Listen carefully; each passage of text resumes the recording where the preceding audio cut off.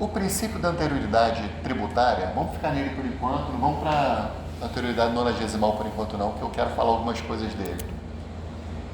Ele foi pensado para a situação em que se institui ou aumenta tributo. Tudo bem? Então a Constituição é clara. É vedado instituir ou aumentar tributo naquele mesmo exercício financeiro que a lei foi publicada.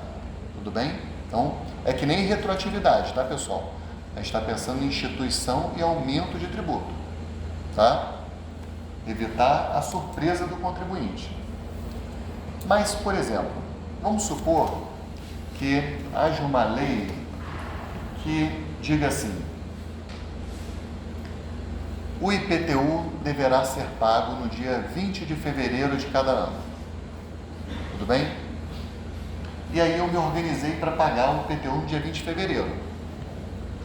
Estamos lá no dia 2 de janeiro daquele ano, e eu falei: amor, vamos aplicar o dinheiro aí, porque de repente rende 30 dias, a gente consegue lá algum rendimento, e a gente saca antes do dia 20 de fevereiro para poder pagar o IPTU, tá? Vamos botar no CDB, alguma coisa assim, tá? Vamos supor, pessoal, que haja uma lei do dia 5 de janeiro, passando para o dia 15 de fevereiro a data de pagamento do tributo. Ela está antecipando um pouquinho a data de pagamento do tributo. Vocês concordam que está gerando um pouquinho de surpresa? Tá? Então, diante disso, houve gente que ajuizou a ação dizendo que isso violaria o princípio da anterioridade tributária. Certo? Por quê? Porque você está gerando uma surpresa. Essa lei que antecipou o pagamento do tributo só deveria produzir efeitos no ano seguinte. O que vocês acham? Vocês acham que isso está certo ou está errado? A lei que antecipa a data de pagamento do tributo, ela deve observar o princípio da anterioridade tributária? Pela literalidade do artigo, não. Fala assim: instituir ou aumentar. Só está antecipando, né? Mas ela, sem dúvida, gera uma violação a não surpresa. Então, havia esse desconforto, tá, né? Mas o Supremo, ele decidiu, tudo bem? Inclusive com súmula vinculante número 50, súmula vinculante número 50, decidiu que norma legal que altera o prazo de recolhimento da obrigação tributária não se sujeita ao princípio da anterioridade.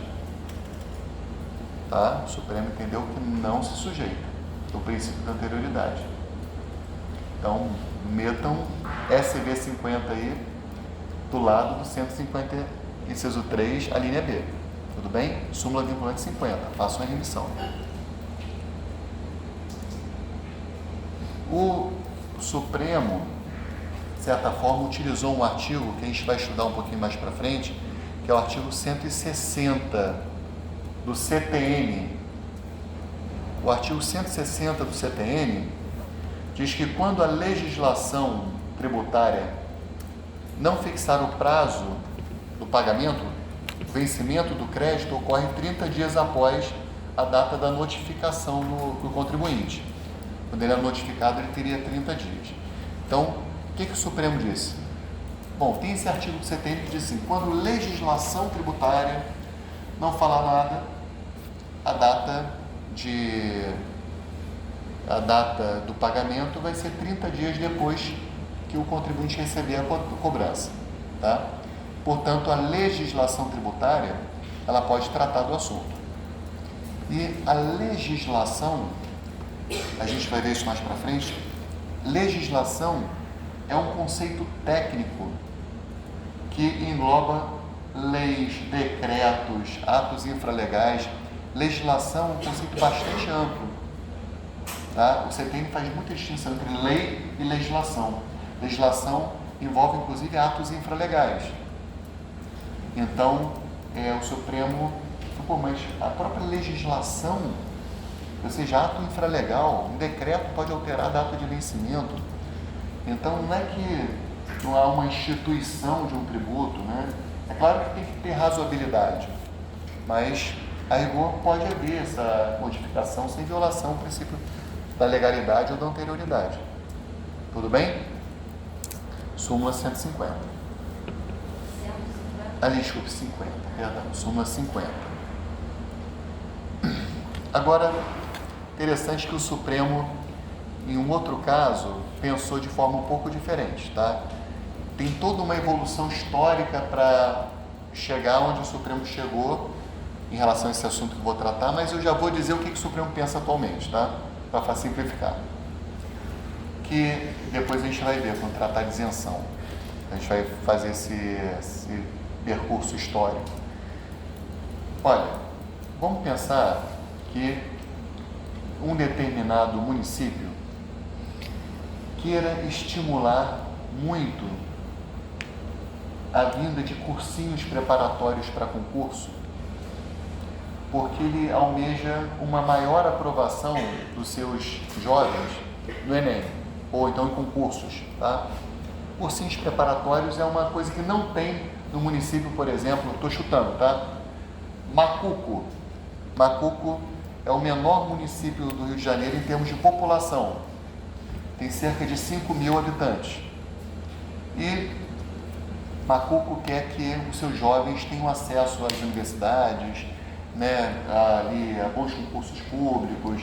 Então, estimula, de alguma forma, que os cursinhos preparatórios venham para Macuco. Vamos supor que ele tenha criado um benefício fiscal qualquer, assim, vou falar até do IPTU, tá? Porque isenção de ISS é meio complicadinha, depende de um monte de coisa, mas os locais onde estiverem situados cursos preparatórios imóveis estarão isentos de IPTU. Então, vários cursinhos foram lá e se estabeleceram, tá? Compraram imóveis, estabeleceram, e isso, por exemplo, essa lei surgiu no dia 10 de outubro. Então, vários cursos foram lá, se estabeleceram, e aí, o que acontece? É que o IPTU também não é um bom exemplo, desculpa, pessoal, mas tudo bem, vamos lá. Vamos supor que... desculpa, deixa eu voltar para o ISS, tá? É porque o IPTU, fato gerador, no dia 1º de janeiro, ele vai me complicar. Vamos ficar no ISS, supondo que o ISS fosse super fácil de dar isenção, porque não é, depois a gente vai falar disso. Mas vamos supor que a alíquota tenha sido zerada, tá? Para o cursinho de preparatórios de concurso. Zerado, por exemplo, no dia 10 de outubro. E aí o pessoal foi lá, se mobilizou. Aí, poxa, em novembro não pagou mais ISS. Em dezembro não pagou ISS. Em janeiro não pagou ISS. E todo mundo, gente, mas é verdade, tem essa isenção. Aí vários cursos foram lá no começo do ano, em fevereiro. Fevereiro bombou de curso, veio gente de tudo que é lugar do Brasil montar curso em Macuco para ter isenção de ISS. Em março, o prefeito de ISS encaminha um projeto de lei revogando essa isenção. E aí todos aqueles que vieram em fevereiro teriam que começar a pagar o ISS. Tá? Vocês acham que isso fere o princípio da anterioridade de alguma forma, se ele for cobrar a partir de imediatamente após a lei, né? Então, pessoal, pela literalidade do texto constitucional, o princípio da anterioridade tributária se aplica à instituição ou majoração de tributo. Tudo bem? Não se aplica à revogação de isenções. Esse tributo já está instituído. Tudo bem? Não é que ele está sendo majorado. Ele já está instituído, isso simplesmente vai ser revogado a isenção. Então, por muito tempo, o Supremo entendeu que poderia haver essa revogação da isenção com a cobrança imediata, sem respeitar a anterioridade, porque não havia propriamente a instituição ou majoração de tributos. Só que, recentemente, o Supremo mudou essa jurisprudência e passou a entender que o efeito prático de uma revogação de isenção é a majoração de tributo. O efeito econômico é a majoração. Aquele que está pagando zero vai ter que pagar 5%, ele vai, na prática, sofrer a majoração tributária, entendeu? Então, o pleno do Supremo mudou esse entendimento, né? Quer dizer, primeiro teve decisão de turma, mas vou citar uma de pleno. No RE 564225, relator Alexandre de Moraes, em âmbito de embargo de divergência, ele diz, né? Vou ler um trechinho da ementa. Precedentes recentes de ambas as turmas desta Corte estabelecem que se aplica o princípio da anterioridade tributária, geral e nonagesimal, nas hipóteses de redução ou supressão de benefícios ou incentivos fiscais, haja vista que tais situações configuram majoração indireta de tributos. Tá legal? Desculpe. RE 564225.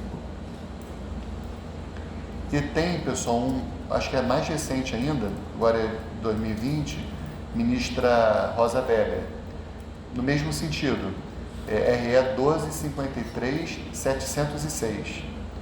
1253706. Tá? O entendimento assinalado na decisão ora gravada está em consonância com a jurisprudência firmada no STF. O aumento indireto de tributos, mediante a redução de alíquota de incentivo fiscal, atrai a incidência do princípio da anterioridade geral e nonagesimal, constantes no artigo 153b e c da Constituição.